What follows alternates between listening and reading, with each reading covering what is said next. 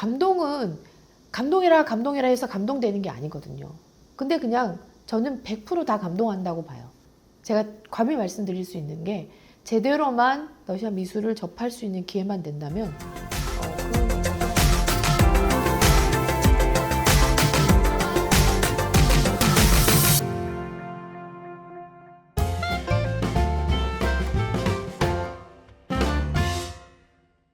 안녕하세요. 갤러리 까르찌나 관장 김희은입니다. 갤러리 까르찌나는 우리나라에 유일하게 존재하는 러시아 그림을 전문으로 다루는 갤러리고요. 저는 러시아에서 22년 정도 살다 오고 러시아 관련되는 컨텐츠를 만들어서 이제 여러분들에게 보여드리는 그런 일을 하고 있습니다. 친구들하고 아니면 뭐 주변 사람들하고 이렇게 앉아서 러시아에 관련되는 컨텐츠 이야기하는 걸 너무 좋아하거든요. 그리고 또 주변에 있는 사람들이 되게 재밌어하고 잘 들어주고, 그런데 이제 약간 그런 컨셉과 부합하는 그런 것이 중림서재잖아요. 주제를 러시아에 관련되는 걸로 정할 수 있어서 너무 기쁜 마음으로 응하게 되었습니다. 지금은 한국에 들어와서는 제가 제일 많이 읽은 책이 도스토옙스키의 카라마조프가의 형제들입니다. 근데 그거는 사실 견디려고 많이 읽어요. 그러니까 굉장히 마음이 힘들 때, 특히 뭐 우리 코로나도 있었고 우리 사실 되게 음울한 그런 시간을 보냈잖아요, 다들. 그리고 저는 특히 또 지금은 전쟁이라는 그런 복병이 나타나서 굉장히 이제 여러 가지 일로 힘든 경우에 그 읽으면서 굉장히 마음이 많이 다독거려지고 그런 목적이 많고요. 지금은 예전에는 알고 싶어서, 궁금해서, 또 아니면 또 어떨 때는 시간을 때우려고 뭐 여러 가지 이유로 책을 읽는데, 지금 상황에서는 책은 저한테는 좀 이렇게 차분히 뭔가를 나를 가라앉히고 그리고 견뎌내게 하는 그런 존재로 저한테 다가오고 있습니다. 볼 때마다 달라지는데, 그 마부가 우리 아이가 죽었다고 말할 때 슬픔을 털어내는 방법에 대해서 얘기를 하잖아요.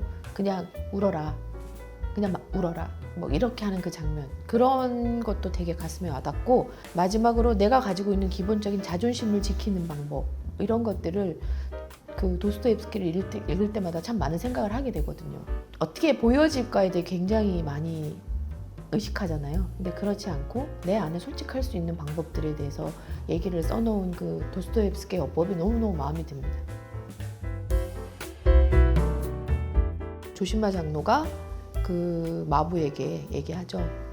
그 슬플 때 그냥 슬픔을 털어내라고, 그러니까 울으라고 말을 하는 그 장면이 크람스코이의 위로할 수 없는 슬픔이라는 그림이 있어요.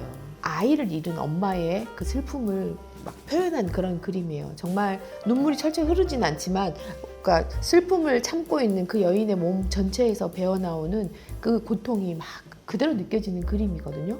그 그림하고 그 조시마 장로가 그 마부에게, 아이를 잃은 마부에게 말하는 그 장면 너무너무 매칭이 되고, 그때 우리나라에 무슨 일이 있었냐면 세월호가 터졌습니다. 근데 제가 그냥 난 무심코 제가 올린 이 위로할 수 없는 슬픔이라는 그림을 보고 너무 많은 사람들이 거기에 대해서 반응을 해주시고 같이 공감해 주셨거든요. 안톤 체홉의 개를 데리고 다니는 여인이라는 그 책에도 보면 그 이제 주인공이 그런 말을 하죠. 예를 들어서 난 요만큼의 나를 열어서 사람들한테 보여주는 거죠. 보여주는데 내가 가지고 있는 나의 모습은 보여지지 않는 그 뒤의 모습이 훨씬 크거든요. 세르게이 볼코프라는 작가가 그린 이방인이라는 제목의 작품이 있어요. 그 작품을 보면 우리 인간들은 다 요만큼 자기가 보여주고 싶은 만큼의 창문만 열어놓고 누군가에게 자기를 보여준다라는 그런 내용이 또 그 체홉의 소설에도 나오고 그 그림도 있거든요. 그렇게도 매칭이 되고 정말 어마어마하게 많습니다. 그만큼 러시아 미술은 서사가 강하거든요. 그렇기 때문에 그림하고 문학하고는 완전 매칭이 너무너무 많이 되죠. 러시아 미술의 가장 큰 매력은 뭐냐면, 일단 거대한 산 같은 존재입니다.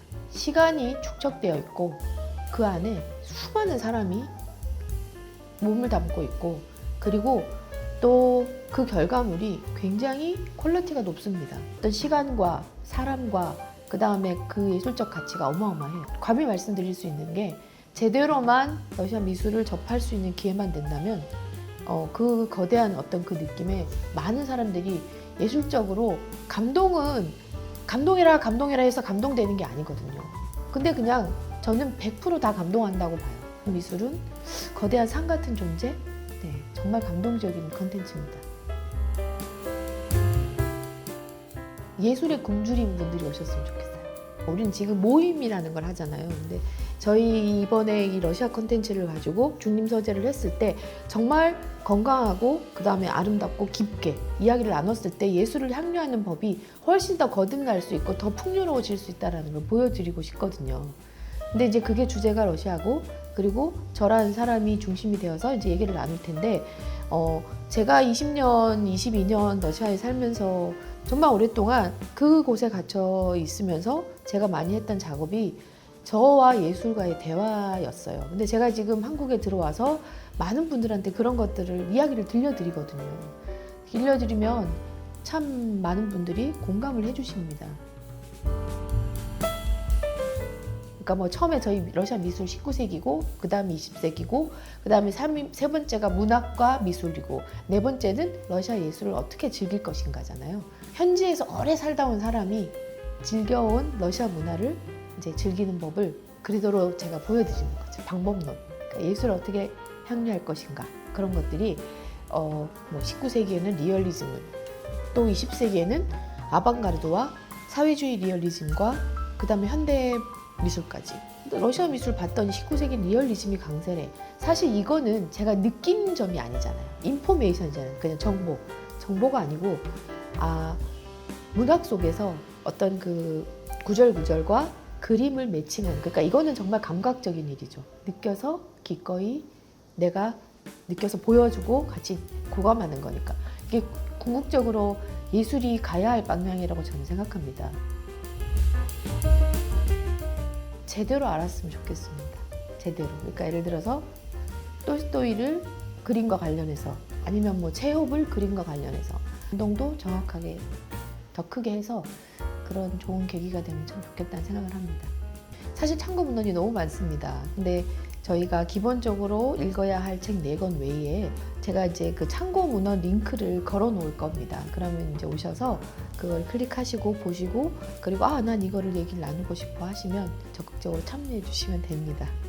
김희은과 함께하는 중림서재 많은 참여 부탁드립니다.